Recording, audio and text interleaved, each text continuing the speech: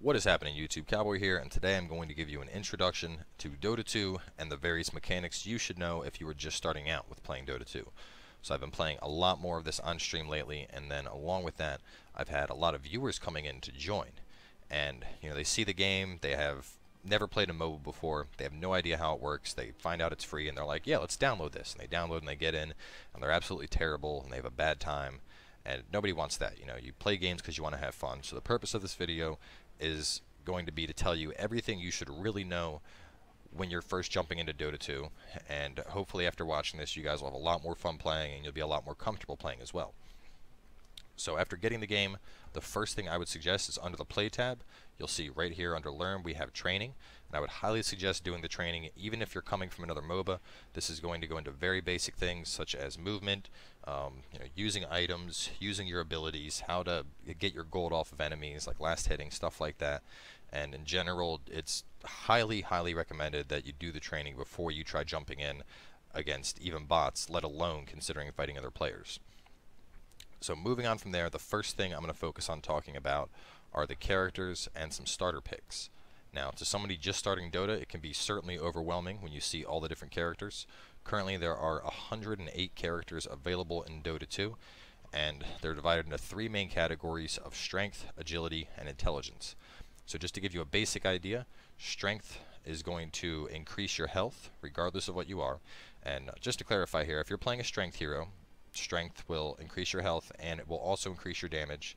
If you're playing as Agility, Agility is going to increase your damage. If you're playing as an Int, is going to increase your damage. But aside from your class's attribute increasing your damage, the main benefit of Strength is that it will also increase health, Agility will increase attack speed, and Intelligence will increase your mana pool. So with that in mind, obviously the main attribute of Strength heroes, regardless of if they're a carry or an initiator, whatever the case is, Strength heroes in general are going to have more health than Agility or Intelligence characters. Their Strength gain is higher by default, so at the start of the game and with proper items even moving later into the game, they're usually going to be a bit beefier. So because of this, you'll commonly see Strength characters in roles like Initiation, Team Fight, sometimes Carry, and like I said, these are your guys that they're going to be beefier, they're going to last a little bit longer, and they're going to be up front, usually fighting in the fray. Agility characters, on the other hand, because Agility increases their attack speed, you're usually going to see them transition into more of a carry role. Now, they are a lot squishier, and Agility characters need to, in general, get a lot of farm to be able to be very effective in the late game. But, they become very powerful carries, and it's not just carries. We have Vengeful Spirit, who is mainly a support, but it's still an Agility character. The main thing to remember here is that with Agility, as you level up, you're going to be able to hit faster and faster, and with the right items to complement your damage, you're going to be able to hit really hard, and you're going to be the threat on the battlefield. So if you're just starting out, I would suggest kind of shying away from Agility-based carries, or I'd actually suggest shying away from carries in general, just because towards the end of the game, it is the carry's job to effectively kill off the members of the enemy team, and it's critical that your carry gets farm in Dota. So for someone that's just starting out, it's not really a role that you should have the responsibility of. So I would suggest shying away from Agility, at least when you're very first starting out. Intelligence, as I mentioned, is going to increase your mana pool. So Intelligence heroes are going to have a lot more mana, and along with that, they're usually going to have more abilities. And what I mean by this is every character has 4 abilities, but in general, Intelligence heroes will have almost always 3 different active abilities, and very rarely will they have passives. You'll usually see passives a lot on Agility carries. Faceless Void has 2 different passives. PA has a passive and then 2 very low-cost skills. Viper has 2 passives. So along with being Intelligence and having that higher mana pool, you're going to have a lot more active skills, and these are going to include things like stuns, disables, roots, slows, silences, whatever the case is. And in general, because of this, Intelligence heroes usually fit into the role of support. So they're going to be supporting their team through these abilities to ensure the carries are able to secure kills. I feel that Intelligence is a very good place to start while you're playing Dota, because they're not very item dependent. They don't need a lot of gold to be effective, like a Warlock with nearly no items can be very, very deadly if it's played correctly, whereas, you know, a Viper with no items is usually going to get shredded. So if you're just starting out playing, I would kind of suggest sticking intelligence. That being said, just to give you an idea of a couple heroes that may be good to start with, I would suggest going for either Dragon Knight or Wraith King if you're looking for a strength character. These are both very beefy characters. They have stuns. They can take a good bit of punishment before they're going to go down. For agility, if you really want to try your hand at carry, I would suggest going for either Juggernaut or Viper. Two very basic carries that overall have a decent amount of survivability and are relatively simple to use. And if you're going into intelligence, I would suggest, let's see, Crystal Maiden, Windrunner, Warlock, and let's go with Lich. All four of them are very simple intelligence characters that aren't going to require a lot of items to be effective. So, jumping on over into the actual game, we're going to go into a bot match because I'm going to be pausing a lot. And real quick before we do that, if you guys are ever in stream and you're trying to join me, that would be right here, private games. You would click find a lobby, and then right here under friend lobbies, if you have me added on Steam, you will see the game. That being said, hopping over into a bot match, we're going to get up the character UI and the selection. And first going into the selection, if you've never even seen the characters before, this is when you're first going to be presented with this massive slew of characters. So, a couple ways to make this easier. You know, you can go through with the scroll wheel if you want. You can hit grid view over here, and when you click that, it shows it how we were just looking at, where they're split up into strength, agility, and intelligence. Additionally, if there's a particular hero you know you want, up here you can type in the name in the search bar. So we could go right here and type Dragon, and we see Dragon Knight comes up. So once you lock in your character, you do have to hit this button again, and that will enter the battle as the character you selected. So now that we're in the game, I'm going to take a little bit of time to go over all the different UI mechanics. So right here we have our character portrait. We can see our skills down here. This is where your items go. This is the shop. Anytime you click this button, it'll bring up the shop. Looking at our map, we can see this whole area right here is considered dire territory. This area right here is considered radiant territory. There are 3 towers in each lane. We can see the tier 3 tower here, tier 2, and tier 1. And your towers are kind of like your defensive positions. You know, as the game progresses on, the goal is to knock down the enemy's towers, eventually busting your way into the base and destroying this guy right here, the Ancient. Now, additionally, creeps are going to spawn, and right now we're in a minute 12, so creeps aren't going to be spawning for a little bit, but creeps will spawn every minute, and they'll spawn right here behind the towers, and then they'll take a path like this, and a clash will happen kind of right here where I'm drawing this X. Just to go into some other stuff on the UI real fast, up here we can see the settings option. So anytime you click that, it brings you back to the menu. If you ever get disconnected, you would do it right here. You know, you load up Dota, click play, and right here will be a button that says reconnect. When you click that, you can also hit this cog right here, and that'll bring up all of your hotkeys, options, video and audio, so you could set up your mic if you want to talk in game. Additionally, we have a couple other little elements we're going to take note of. Right here, we have share content, and when you're in a game with other players, you can put on any announcers or mega kill announcers or HUD skins that players have. Additionally, right here, we have shared unit control, where you can share your hero or individual units you control with other people on your team. May be good to use if you are just starting. You know, you want to share control with your buddy who's trying to mentor you. Right here we have the combat log if you ever want to pull up and see exactly what happened, you know, what abilities are doing damage and whatnot. Right here we have the scoreboard, which can also be popped out by pressing the tilde key. That's the little key on your keyboard that's right next to 1 and below escape. You know, it looks like a little squiggle. You can just press that and it'll bring it up. And lastly, we have this little book. Now this book brings up your guide, and it's very important in my opinion that you use the book. Now the reason for this is by default you're going to be on suggested items.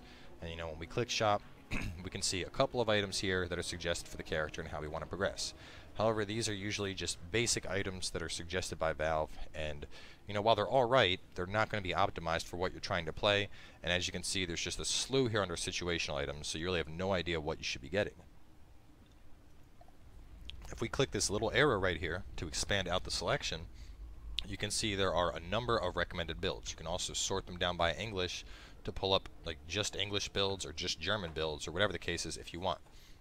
So in general, I would suggest going for a guide that sounds appropriate. So we can see here there's a build for middle Dragon Knight versus a build for lane Dragon Knight. So depending on if we are going into the lane or if we're going into the middle, we'll pick the build that's appropriate for that. And the nice thing about picking a build is that after picking the build, you can see it's going to give you a good build. At least will give you a little description about the hero. You can see the starting items have changed considerably. It tells us what to start with, what we want for the early game, what our core items should be, situational items along with descriptions regarding what they're used for, whether or not you want them, extension items. And another excellent thing is the guide shows us, it highlights what skills we should be getting in what order, and this is going to help you a lot with learning how to play your character. Up here we of course have the timer, heroes, along with the total kills on each side, and the last thing I can really think of is your glyph, which is down here. If you're just starting, don't worry about your glyph. This is a 5-minute cooldown, and it makes all the structures in your base invulnerable for 5 seconds. In general, just let the more experienced player decide when it's time to use the glyph. So, hopping into the game, we're going to grab our first skill. We're going to grab these starter items.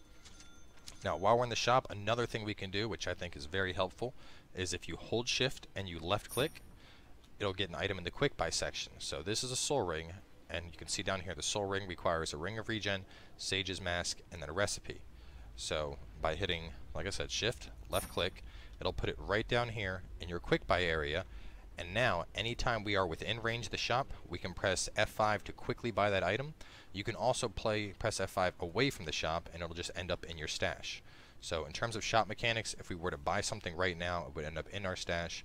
If we walk, you can see how the shop button down here is going from brown to gold.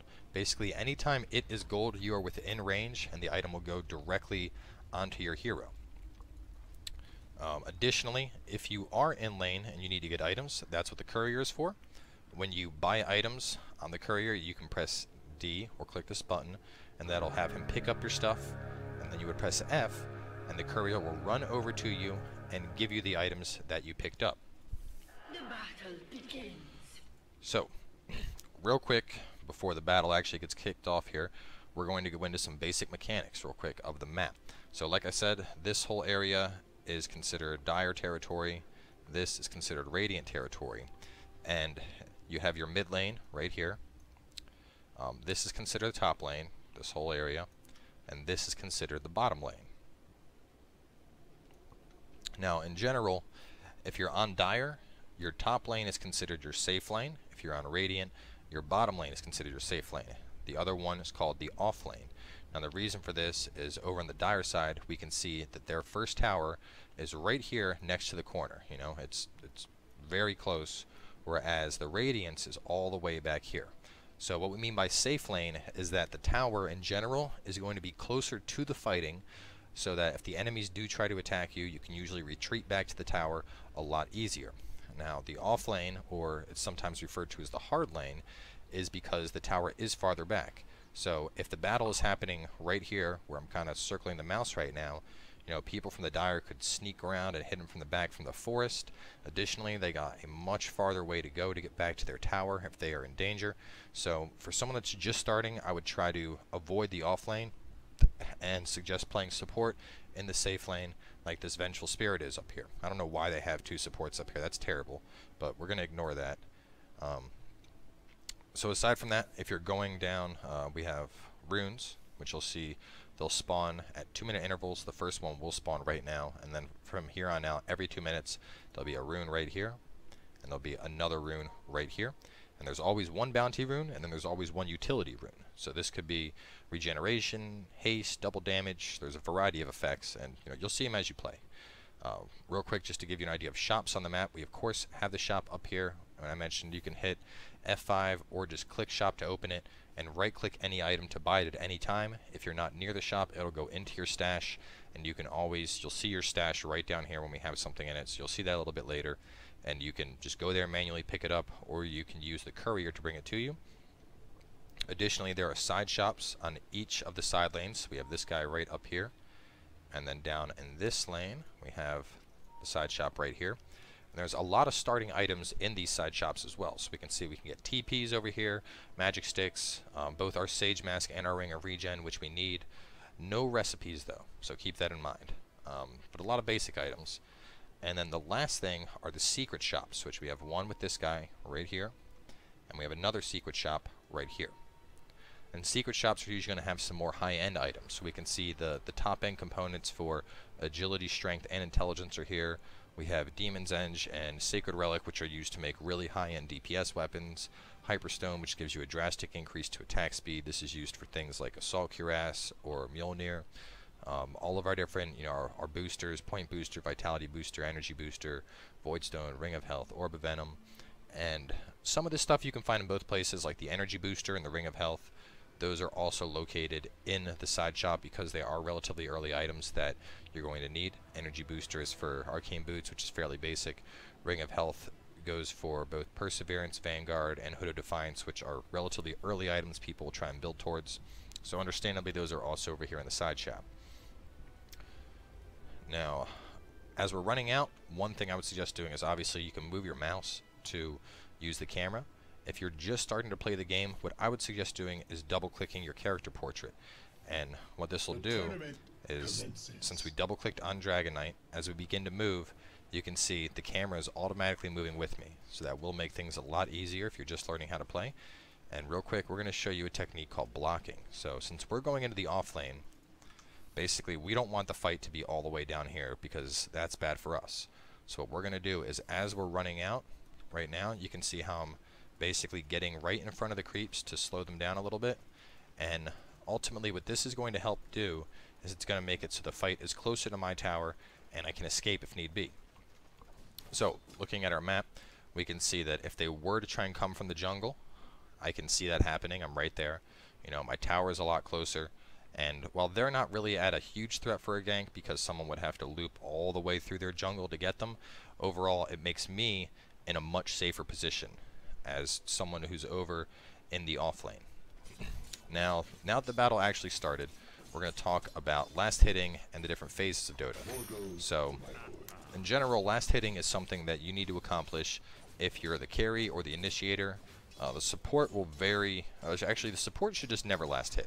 Just don't last hit if you're the support. So this is Lion. Lion shouldn't be last hitting. As you can see right there, he denied, which is really good. And what I mean by denying is when your friendly creeps begin to lose health after they are below 50%, you can hit them. And if you kill them, you'll get a little green exclamation point. You'll see it right here in a second on this guy. And when we got that little exclamation point right there, what that's doing is reducing the experience that the enemy heroes are getting for the deny. Since my guy's playing a carry, it's my job to try and get last hits, because as you can see, you only get gold for the very last hit that actually kills a creep. And this also applies to heroes. You're going to get gold if you assist in killing a hero, but in general, the person who gets that final blow is who's going to get the majority of the gold. So, in general, only go up and hit a creep to get the very last hit on it. And a couple reasons for this. One, because that last hit is what's going to get you the gold. And then on top of that, you don't want to push the lane. So right now we can see that the creeps are kind of all the way back at the tower. We don't really want to go all the way down there because that puts us in a bit of a bad position. So we're kind of waiting back a little bit. We'll let the tower shoot down the creeps and let them come back to us. And in short, what you want to do is you want to avoid auto-attacking. Even if you are going to go up, you don't want to ever auto-attack creeps. Because if you're auto-attacking, what you're going to do is you're going to push the lane up to them, and it's going to take you out of a good position and put you into a bad position. So normally this would be we'd be in a much safer position, but the bots aren't very aggressive, so they're not really hitting the creeps at all. So the creeps are kind of pushing us back. In terms of making that easier for you, over in your settings here, one thing I would highly suggest doing is under the options, you see auto attack right here. I would suggest turning that off, because like I said, you don't want to auto attack, and with that off, we can click right here and stand right next to this guy, and then right as he is about to die, we can just right click and get the gold for it. You can jiggle around if you want. In general, I wouldn't suggest standing still because it's going to make certain abilities a lot easier to land. You can see our guide keeps telling us what skills we want to get. Like I said, right now we're just really hanging out. We're playing passive, we're waiting, and we're getting those last hits as the enemy creeps are about to die. Now this is how you're going to play if you're playing like a carry or an initiator role, something that needs gold. If you're playing as a support, you've already seen Lion do a lot of different, he's been denying creeps. You can also see right now he's harassing, Every time Juggernaut tries to come up to get a hit, Lion is attacking him, trying to put a little bit of damage into him to get him to go away, and that's exactly what a support should be doing. At the same time, you'll also notice that he's staying relatively far back with this. You know, he's not chasing in too far, he's not diving it. He's just staying nice and far back and getting in damage as he can, but he's not putting himself at risk. And this is important because you'll notice in general, we're both positioned behind our own creep. We're making sure that there's at least one creep between us and the enemy creeps, you know, and that's good, because if we're like up here fighting, you know, you can see the second I got close, she got me with an ability. And the last thing you want to do is to get caught out of position and end up in a bad situation where you could end up dying. So you can see I picked up the ring at the side shop. If I want to buy the recipe, we can see it's now at the stash. And then if I switch to the courier, which by default is F2, I can hit D and the courier picks that up.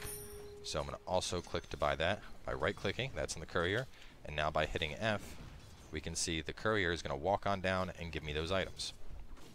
So right now, we're going to take a moment to talk about phases. Now, there are three main phases in a Dota game. You have the laning phase, you kind of have the ganking and roaming phase, and then you have the pushing and team fighting phase.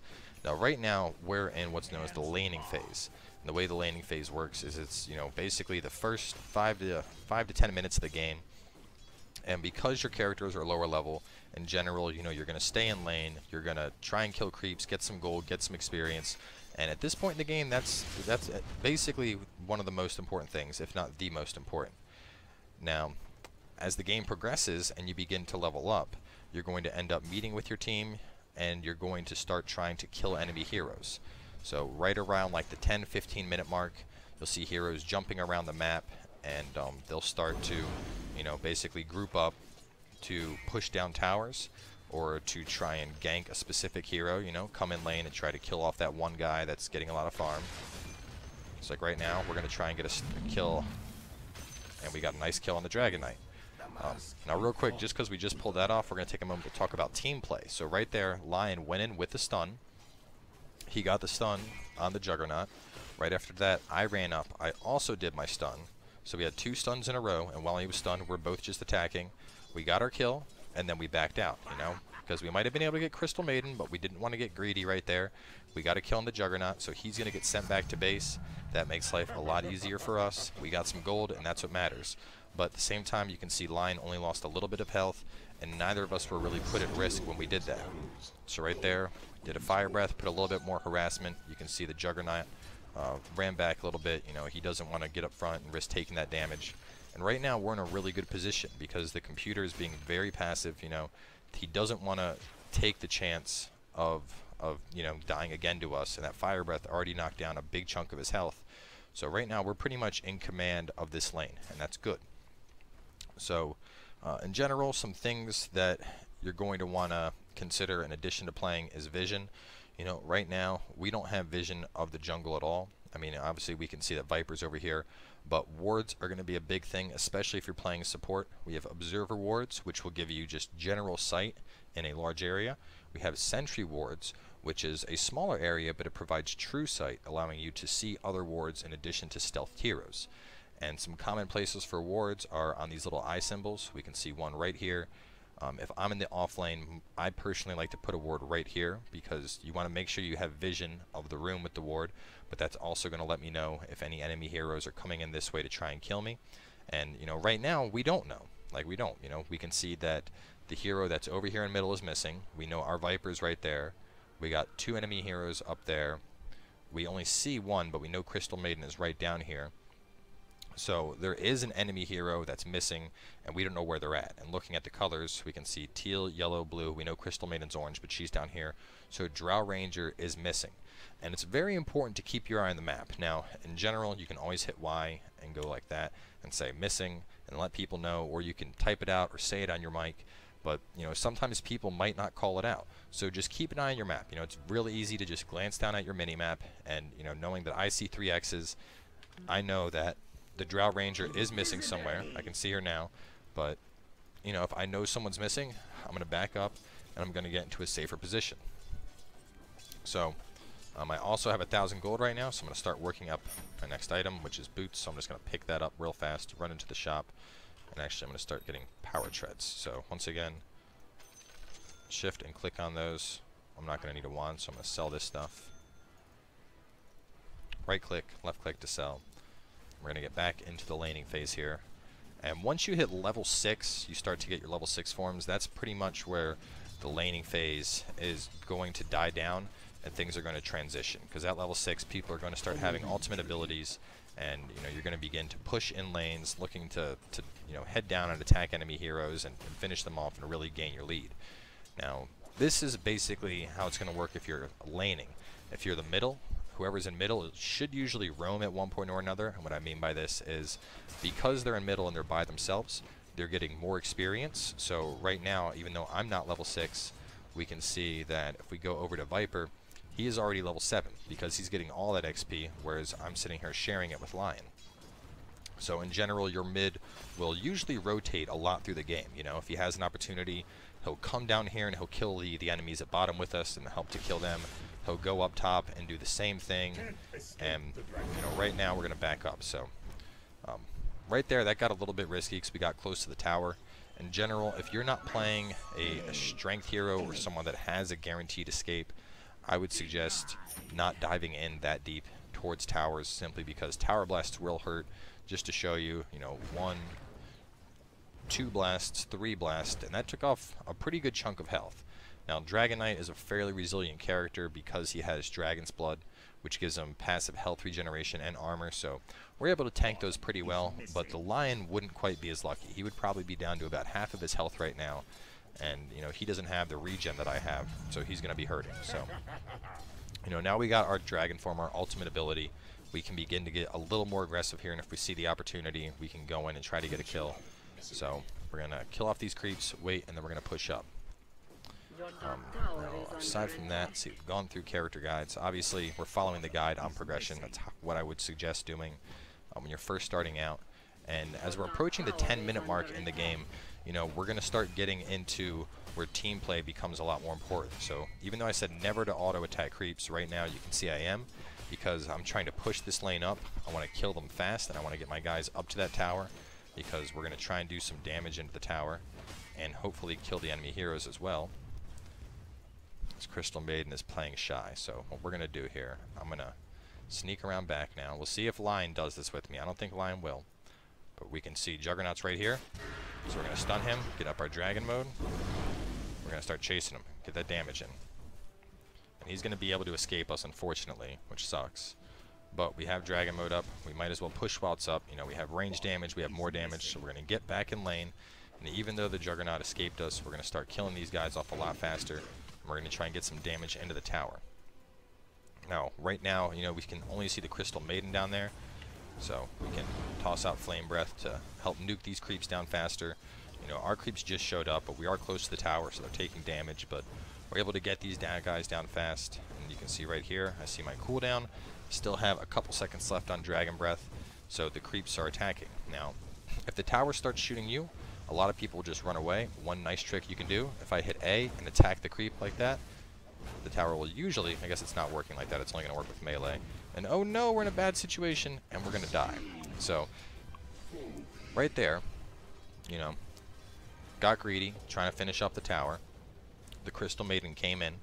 She hit a Frostbite, which froze me in place. The Drow Ranger hit me, and she has freezing arrows, so that's going to slow me down. And they're able to get an easy pick on me. So right now, she might actually chase down and get a kill on this line, but she's going to withdraw. So it's actually kind of good that I died, because it gave you an example of, when you've overstayed your welcome right there. So anytime you die, I would always suggest buying a town portal. They're 100 gold. All you do is, click it with left click, and then left click again towards a structure. You can see it'll teleport us right down here. And this is very important because trying to run all the way down towards a tower is going to take a lot longer.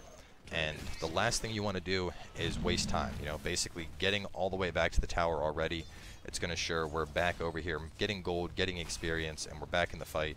Whereas having to run all the way down, that's going to waste about a minute, and that's a minute that we could have been gaining XP and getting stronger. And, that's something you never want. So right now I'm going to ping her, see if my Lion will run up, and he won't get off the stun, in fact. but we managed to do a nice little combo there. I got the stun, Lion did his ultimate, I did a Dragon's Breath. We got a really easy kill there on the Juggernaut. So, you know, I died, but I took another one out in exchange, so it all works out. Now she is trying to get away. We're going to hit her with another stun. Fire Breath, securing a double kill. You can see how, you know, I did the stun on the first guy, we got the kill. Lion had the stun for the second one, we got the kill. And overall, that was some excellent teamwork to come together to secure those kills. And then that's a very, very important thing to remember, is at the end of the day, Dota is a team game. You know, regardless of who you're playing or how farmed up you get, you could be, you know, one of the most powerful characters in the game with some of the best items. And if you're not playing with your team and you're not, you know, trying to work with your team and trying to play together, you're ultimately going to lose. And, you know, this is all because of teamwork will surpass everything. So to give you an example, you know, right now I'm doing good, but let's say, you know, it's going to be, I don't know, all 5 of them are going to attack me. Obviously, I'm not going to be able to take on 5 people by myself, but I'm a little bit beefy, so they start chasing after me. I decide to start running back. Then the Warlock comes in. The Warlock has an ultimate that drops a big golem down. So he drops the giant golem down. The golem hurts everybody. Basically, from that golem hitting everybody, you know, they're all stunned. At this point, the Vengeful can do a follow-up stun. I can do a follow-up stun. Lion can do a follow-up stun. And we're able to get a lot of damage into the enemy because of this. So we have one that's still jumping in here, as we can see from the that little R that was up. So we're going to stay on the Drow, try and get some damage into her. And instead, we're going to turn around and run. Lion went down, so now it's going to be up to us to try and escape, and we might not be able to. Drow with those frost arrows can slow, but we have some distance now, and it looks like we have a good chance of getting away. So she's going to keep chasing. She does get the silence off, but we're going to keep running. You know, we make it back to the tower, and this is a good time when a salve will come in. So we're going to pop our salve, get all of our health back, and we're not going to run away. You know, we're going to stay here, but we're going to stay safe. You know, we don't want to get to where she can jump on us, and we got to remember that right now we are alone, so we have to be cautious. You know, Lion's not here to support us. So this is something I probably should have gone over at the start, but just real quick to take a look into some basic items. 2 of the big things starting off are going to be tangos and healing salves. And at first glance, your salve, 400 health restored. Your tango, you get a couple uses, and they're 115. And you might be like, all right, well, you know, they're healing. What's the big difference here? Tangos, anytime you use a tango, you eat a tree with it, and it's going to be a slow healing over time. That stays up even while you're fighting. Whereas the salve, on the other hand, it's just going to be one big chunk of 400.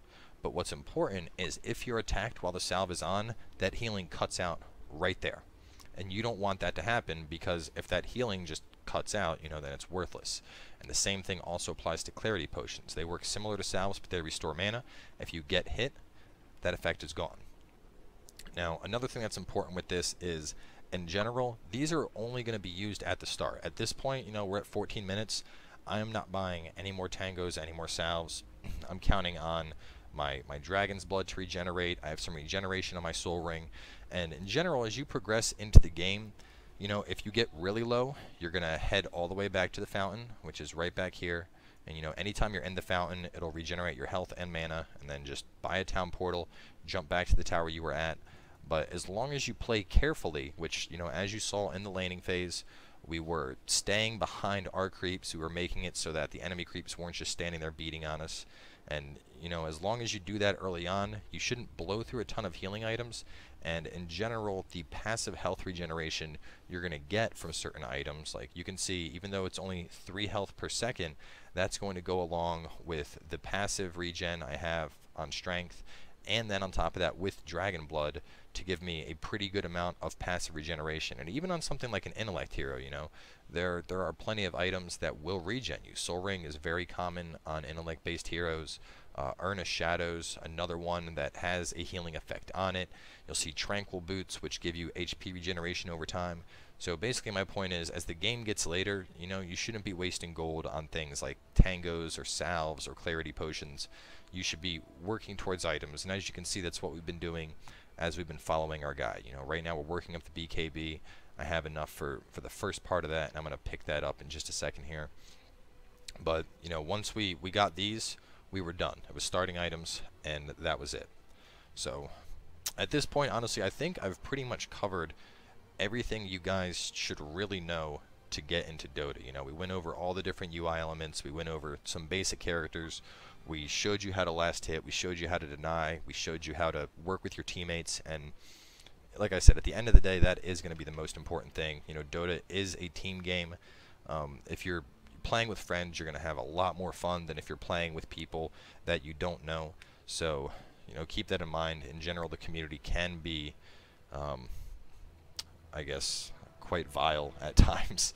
So you're going to have a lot more fun playing with friends. You know, people aren't going to be like, oh my god, you know, you freaking suck. I can't believe you died. Stop feeding, blah, blah, blah. So, you know, and part of that, it's just some people are like that. You're going to run into highly negative people. And, you know, to help avoid that, a big thing is going to just be practicing and getting better. So before we wrap up, just to give you guys a little bit of advice, because there are so many heroes in Dota, anytime you're trying out a new hero, please, please, please practice in a bot game first with that hero.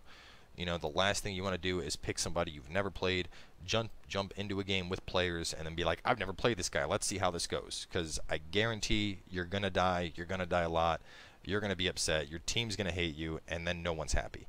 So, you know, in general, when you start playing, you're going to start with easy bots, you're going to move to medium bots, you're going to move up to hard bots, unfair bots.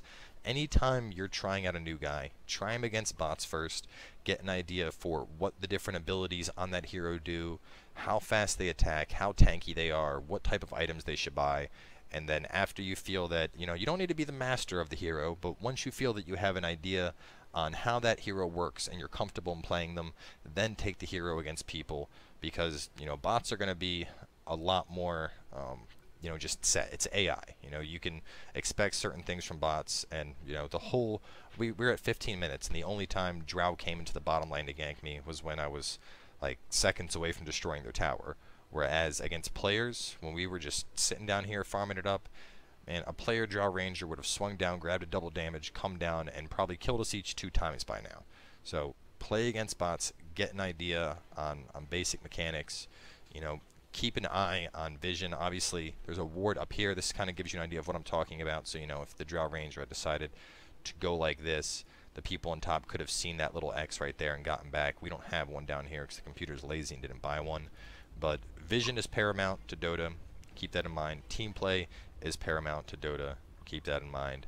And if there's one last thing I leave you with, it's just, you know, practice and have fun. You know, it's like climbing Mount Everest, in all honesty. The learning curve is absurd with this game, but once you get it down and you get a mastery on a couple of heroes, it is a ton of fun to play. I know I have like 1,500 hours in the game, and I still don't get bored of playing it. And I think that says something, considering that I basically play games for a living. So either way, I really hope you guys enjoyed watching, and hopefully this guide helps you in giving you an idea of all the different mechanics in Dota 2. It really is a wonderful game, and I hope you guys enjoy playing it. And hopefully we'll see you on stream, and you guys will join in and play with us. So thanks for watching, and we'll see you guys next time.